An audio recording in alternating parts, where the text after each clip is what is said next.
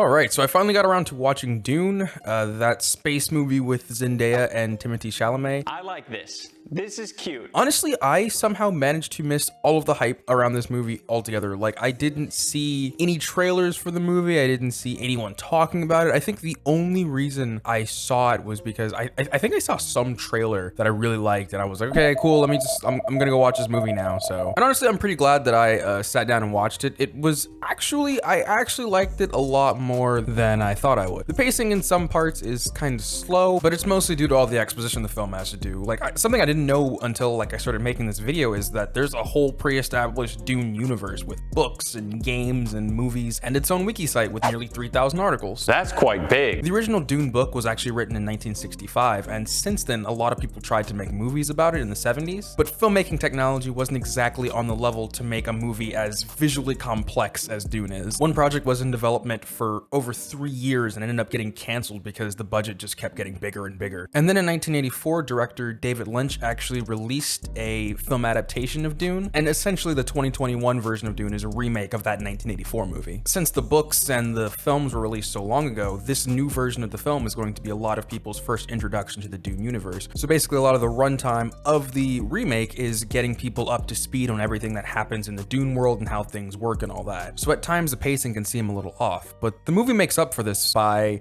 just how visually stunning the film is. Like, it's just so pretty to look at. You can pause the movie at just about any point and use that as like a high quality wallpaper. Like, it just, everything in the movie looks great.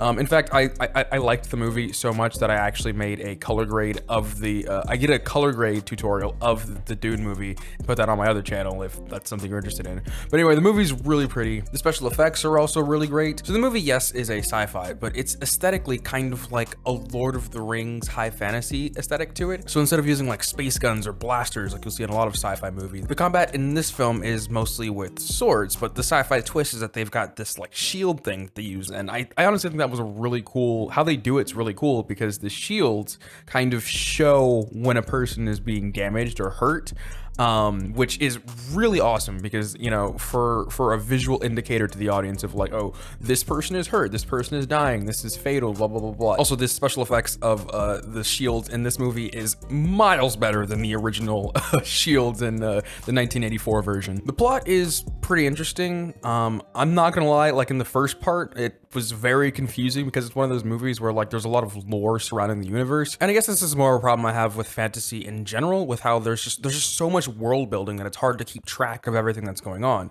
Like, the movie also makes a point to name drop all these random things in the universe, and it felt less like it was there to further the plot and more to be like, hey, look at this cool thing that exists in this universe. Like, there's one point where the space witch lady walks up to Timothée Chalamet's character and like is doing a test on him, right? And she brings a needle up to his neck and is like, this is the Gom Jabbar. It is a needle that will kill you instantly. I hold at your neck the Gom Jabbar. A poison needle. Instant death. Like, did that have to have like such a fancy name? Like, yes, I understand that it is a pre-established item in the Dune universe. However, just showing the item will be enough fan service to older fans of the franchise, but showing it to the new audience does nothing but add another thing for me to remember. So you could just be like, this needle will kill you instantly. I hold at your neck poison needle. Instant death. Fantasy films be like, I must go to the land of Traclodon, where I will ride the beast of Jordan, and then I shall meet Master Gibralli and do the thing. Like, it's just all these like random gibberish names. It's a lot to keep track of, and honestly I find it kind of annoying. But that aside, the plot of the film is pretty interesting, and I do find the world building interesting too. Essentially, there's this planet called Arrakis, and it's being colonized by the Galactic Empire. The Empire likes Arrakis because they have this resource called spice, which does, I really don't know what it does. It's like a hallucinogen, and I think it like also is fuel for their ships or something like that. Spice that can be used for many different things, but It gives you the ability to increase your lifespan. It allows for interstellar travel to be possible. It's just like unobtainium in Avatar or vibranium of Wakanda. It's just a reason for like the movie to happen. Oh, and if you eat enough of it, you turn into this thing and can see the future and shit, I guess. So anyway, the Emperor gives out each of his colonies to different houses or families, and at the beginning of the movie, Arrakis is being governed by the Harkonnens, who are basically the Mad Max people mixed with the dudes from Prometheus. And the Emperor, for some reason, like kicks out the Harkonnens and gives the planet to the Atreides house, which is the house that the main character Paul, which by the way is such a lame name given all of like these exotic sounding places and names that this dude is surrounded by. Like, you're on planet Arrakis being part of House Atreides, who used to be governed by the Harkonnens, and your name is Paul. Nice. So anyway, Paul is the son of the Duke of the House of Atreides, and his mom is a member of the Bene Gesserit, which is like this organization of space witches. And essentially they think that Paul is the next coming of Space Jesus. He's got a couple special powers, like he's got like the whole like Jedi mind trick where he just says something and then like people have to do it. But they call it the voice in this movie so that, you know, they don't get copy strucken by, you know, Star Wars. Which is interesting to note, honestly, because the Dune novels technically came out before the Star Wars movies, and George Lucas was rumored to be actually inspired by the Dune movies, or the Dune franchise. So House Atreides goes to Arrakis to begin governing it. They're gonna govern differently than the Harkonnens before, because they're not gonna go, you know, full Christopher Columbus on them. And yeah, so everything's gonna be cool.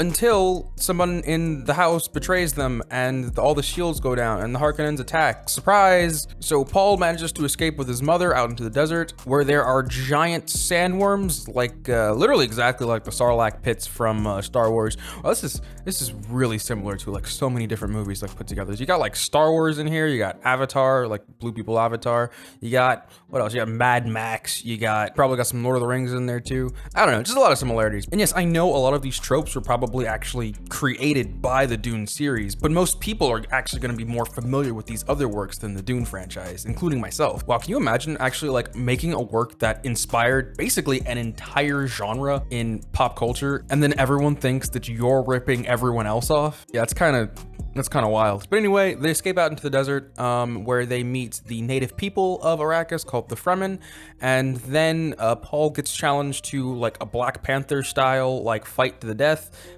Paul wins, of course, because he's the main character, and then Paul meets Zendaya, and then the movie ends, and that is that entire 2.5 hour movie in like less than a minute. So all in all, yeah, I thought the movie was pretty good. I think my biggest issue with the film would probably be that it kind of felt like a 2.5 hour like exposition fest, along with it being like just a trailer for the second part, because this is Dune Part 1, implying there is going to be at least a Part 2. There's also the thing where like Zendaya was like advertised so crazily heavy as being like a major part of this movie, but she's only in the movie for like a good 5 minutes, if that, and like most of the time she's in the film, it's like as a flashback or like, you know, a dream sequence or something like that.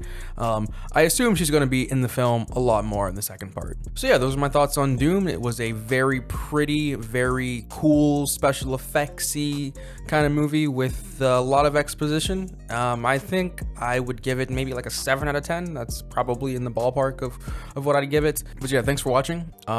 If you could leave a like, that'd be awesome. If you could do a sub, that'd be even awesomer. But yeah, I will catch you in the next one. Later. Bye.